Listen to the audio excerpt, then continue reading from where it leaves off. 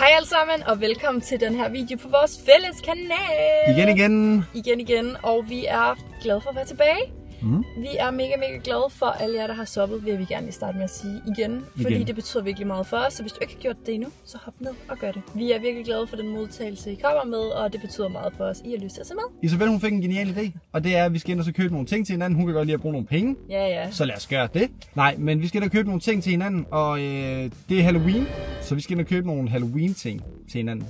Og det kan jo godt være, at vi så lige pludselig omkring juletid køber nogle juleting til hinanden. Påske og påsketing, valentinsting. Man laver nogle forskellige videoer i forhold til, hvilke emner det er. Kom endelig med forslag, hvis I tænker, ej, det kunne være cute. Ja. Men i hvert fald har vi sat 5 kategorier op. Ja. Du skal købe ting til mig, jeg skal købe ting til dig. Ja. Men vi skal have en ting, der er spiselig, en ting, der kan drikkes, ja, en ting, man kan tage på, en ting, der pynter, og et wildcard, noget, som er uden for kategori, som man bare tænker, det skal den anden have. Ja, hvis man står derinde og tænker, det her, det kan jeg simpelthen ikke undvære, eller det vil sige, den anden person kan ikke undvære det, så er det wildcard, man bruger der. Og vi bliver sendt afsted en af gangen, så vi ikke går og ser, hvad hinanden køber. Ja, det vil ikke være så spændende. Det vil være lidt kedeligt. Ja. Derhjemme afslører vi for hinanden, hvad vi har købt til hinanden i de forskellige kategorier. Jeg synes, det lyder mega hyggeligt, og jeg glæder mig til at købe ting til dig. Jeg glæder mig til at se, hvad du finder til mig. Prøv at høre, senere så får vi 5 gaver. Vi får lov til, vi skal hjem og pakke dem ind også. Det er jo Halloween-juleaften.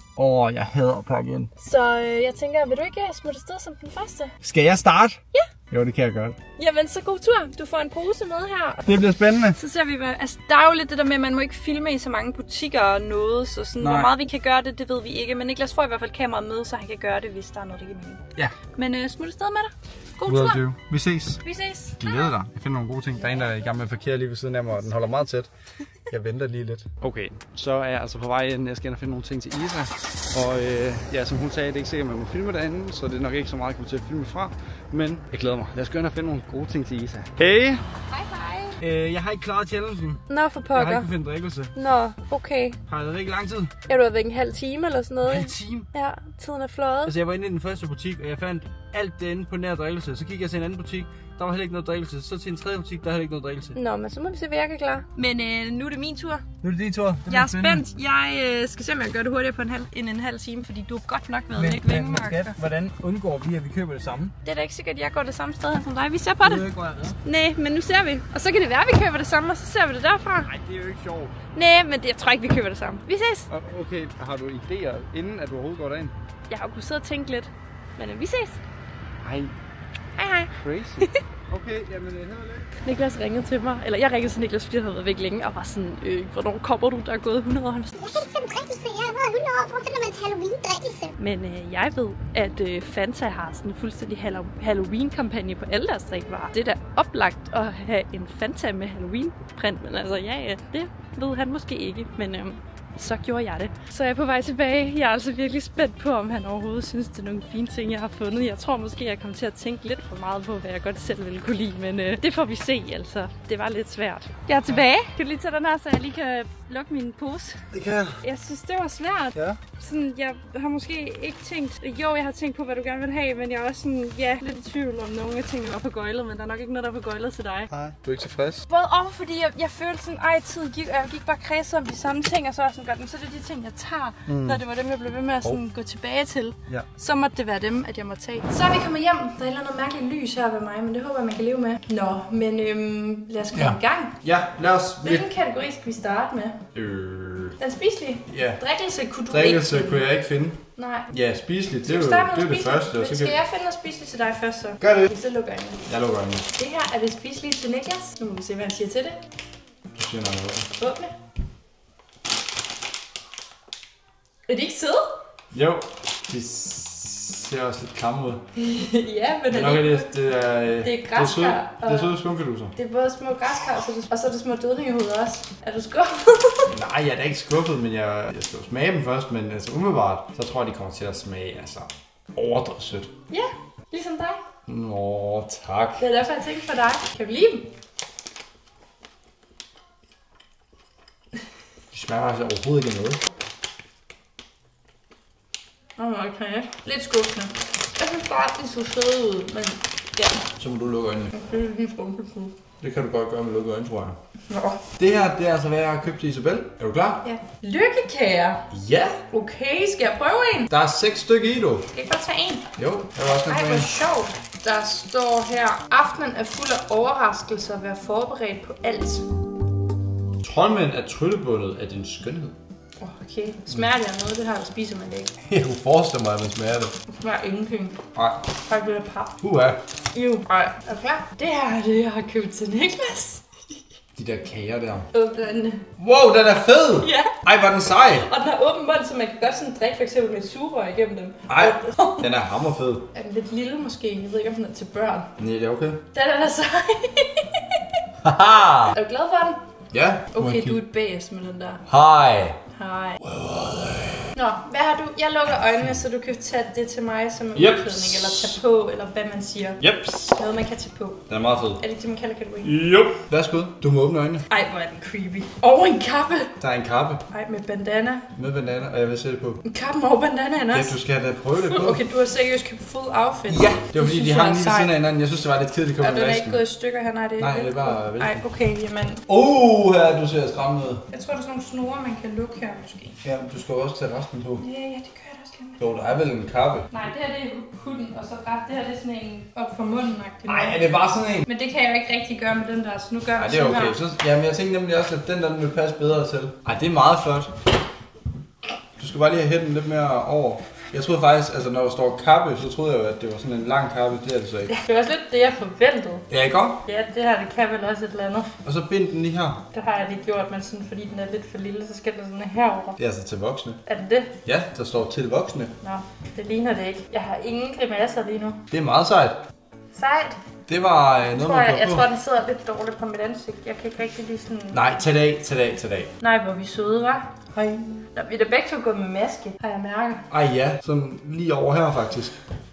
Ej, nej, hvor det Nå, det må I lige leve med, vennerne. Ej, hvor det grimt. Så Og den kan selvlysende. Den lyser i mørke. Ej, hvor den sejt. Pynt. Pynt. Okay, du skal lige lukke øjnene så. Ej, det behøver faktisk ikke, for det er noget, du skal pakke op. Ja, det ved jeg allerede, hvad er. Nå, det gør du. Ja, men det er stadig flot. Ja, vi har jo været i de samme butikker, så Ja. vi har jo nok stået og kigget på de samme ting. Den kunne også få til lilla, så du det? Ja, der var kun en af dem, der havde et skov i bunden. Ja, men jeg kiggede på den lilla, for Ja. jeg synes, den var flot. Der må kun være LED. LED, Ja, men jeg synes stadig, den var sød. Den er rigtig sød. Kan du godt lide den? Ja, den er super fin. Så du er glad for den? Ja. Du synes, det er et godt køb? Skal du ikke noget, jeg ønsker mig? Men jo, jeg er da glad for den. Altså. Det var den bedste dag i dit liv. Jeg har samme reaktion. Nu skal du lukke øjnene. Var det en god gave? Det var en rigtig god gave, men jeg har fundet en, der er bedre. Okay, jeg lukker den. Og jeg vil sige, jeg er lidt overrasket over, hvis der du ikke har set den derude, fordi vi har købt det samme sted. Din er også lidt pakket ind, men det er mere bare en kasse. Ej, jeg så den, og så var jeg sådan, nøj, den er sej.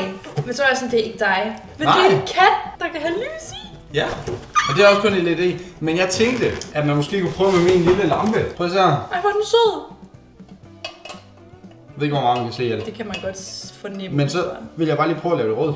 Ej, hvor er den fin. Ej, jeg kiggede på den, men så var jeg sådan, nå, det er ikke til dig. Så den har du ønsket dig. Ja, det var den er spot on. Så er det rød. Ej, det er så den ikke vild? ud. Ej, hvor er det sejt. Tak, det er en god gave.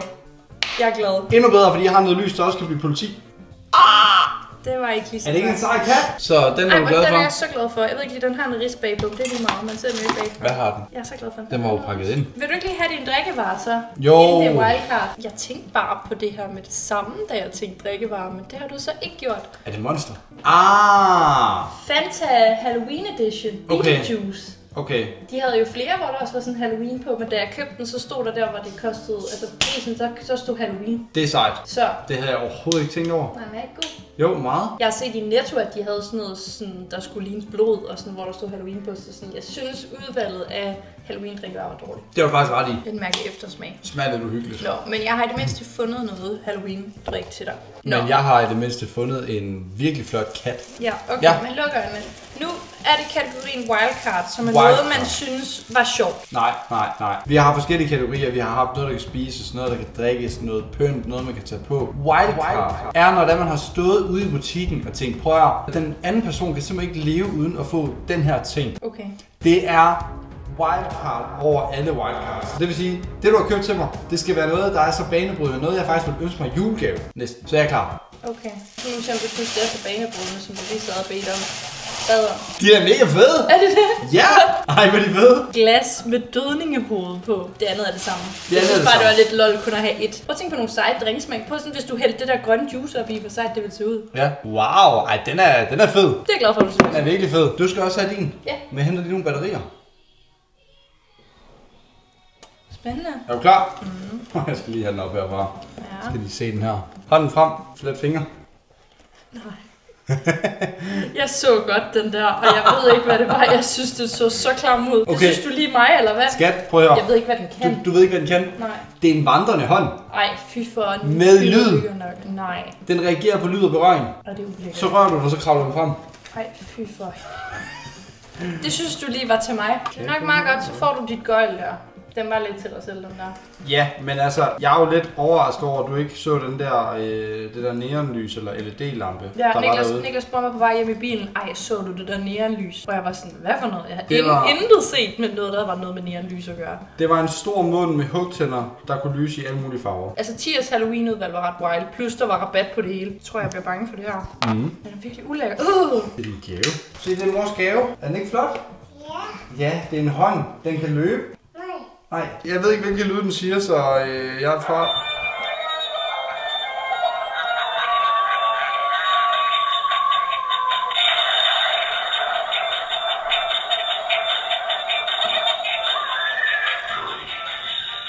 Vi har et barn, der er meget interesseret i det der. Ja. Den er insane jo. Det er klam. Er den ikke fed? Altså, den her uden rabat, den koster 150. Med rabat 84. Okay, det er alligevel noget. Det er alligevel noget af en rabat. Jeg synes, den er sej. Ja, den kunne man simpelthen ikke leve uden. Det er dit wildcard. Den... Der var sådan et sygt irriterende talende spejl, som hele tiden sagde alle mulige lyde. Den var jeg ved at købe til dig. Ja, jeg var også ved at så købe dørklokken med øjet. Den var meget sej. Ja, men jeg købte glas til dig. Ja. Lidt kedeligt måske. Ja. Jeg havde måske været lidt mere hype over dørklokken. Okay, men det i er hvert okay. fald, jeg synes, det var en super hyggelig video. Og jeg glæder mig allerede til at skulle lave juleudgaven med dig, fordi det kommer vi til. Bare gå rundt i butikkerne, er der jo masser af juleting, så det skal vi helt klart have gjort. Og ikke alt for sent på jul, så der ikke er flere ting tilbage. Altså, vi gør det en gang start december. Ja, hvis det er noget, I vil se. Hvis I vil se det selvfølgelig, hvis I synes, det her var sjovt. Jeg synes, det var sjovt. Jeg synes også, det var Jeg sjovt. synes, det var vildt hyggeligt at ligesom se, hvad vi havde af mystery gaver. Ja, det er da altid hyggeligt at give hinanden gaver også. Det er det altid. Ej, så tusind tak, fordi I så med den her Ja. lille Halloween special. Giv videoen en like, hvis I gerne vil se en julespecial, og skriv selvfølgelig også det i kommentaren. Ja. Eller julespecial, men bare en, hvordan vi Julegave. køber juleting. Og så glem ikke at subscribe til vores kanal. Det vil gøre os super glade. Mega glade. Vi er virkelig glade for alle jer, der følger med, og det betyder så meget, at I har lyst til at følge med i vores nye eventyr. Det gør det virkelig. Og apropos glad, hvad for en gave er du mest glad for? Katten. Ja. Jeg savner en drikkevare, men katten er jeg glad for. Hvad er du glad Så er det for? godt, vi kan dele jo. Hvad er du glad for? Den er... Nej, jeg synes spøgelset er rigtig sødt. Ja. Spøgelset er super nuttet. Og masken er sej.